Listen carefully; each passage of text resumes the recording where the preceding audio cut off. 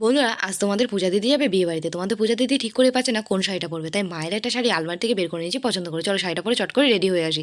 শাড়িটা পরে তো রেডি হয়েই নিয়েছি, আর অনেকটা লেট হয়ে গেছে। চলো এবার বাড়ি থেকে বেরোনো যাক। বোন আর আমি কিন্তু বাড়ি থেকে বেরিয়ে পড়েছি বিয়ে বাড়ি যাওয়ার উদ্দেশ্যে। বিয়ে বাড়ি কিন্তু বেশি দূরে নয়, আমাদের বাড়ির খুবই কাছেই কিন্তু বিয়ে বাড়ি। তো চলো বিয়ে বাড়ির ভেতরে কিন্তু আসতে বোন আর আমি কিন্তু একদম অবাক হয়ে গেছি, কারণ বিয়ে বাড়ির গেটটা দারুণ লাগছে দেখতে। জানো তো বন্ধুরা, তোমরা কি একটা জিনিস খেয়াল করেছো কিনা আমি জানি না, তোমাদের পূজা দিদির শাড়ি আর বিয়ে বাড়ির প্যান্ডেলের কাপড় কিন্তু একরকম হয়ে গেছে, পুরো ম্যাচিং ম্যাচিং। তো আস্তে আস্তে আমরা ভেতরে এসে গেছি, আর বোন আর আমি কিন্তু ভেতরে এসে একদম পুরো অবাক হয়ে গেছি, কারণ এই জায়গাটার লাইটিংটা দেখো কত সুন্দর। আর বৌমণি দেখো কত ব্যস্ত রয়েছে আছি, তার কারণ বৌমণিকে নিয়েই তো আজকে অনুষ্ঠানটা না। বৌমণি তো ব্যস্ত থাকবে।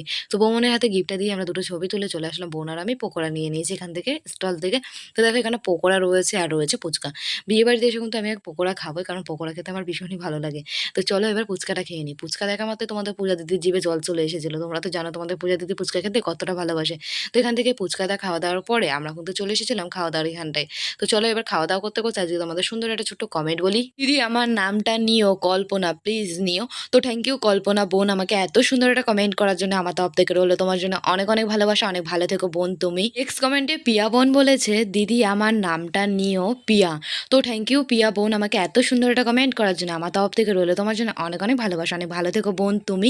তো দেখো আমাদের কিন্তু খাওয়া দাওয়া শেষ হয়ে গেছে, আর এখন কিন্তু আমি বাড়িতে যাব। তো বন্ধুরা, আজকে যে শাড়িটা আমি পরেছিলাম মায়ের, তো এই শাড়িটা পরে আমায় কেমন লাগছে তোমরা কিন্তু কমেন্ট করে জানাতে একদমই ভুলো না। জানো তো, যতই আমার শাড়ি থাকুক না কেন আলমারিতে, আমার চোখে কিন্তু মায়ের শাড়ি সব থেকে সুন্দর। তো তোমরা কমেন্ট করে আমাকে জানাতে একদমই ভুলো না। টাটা।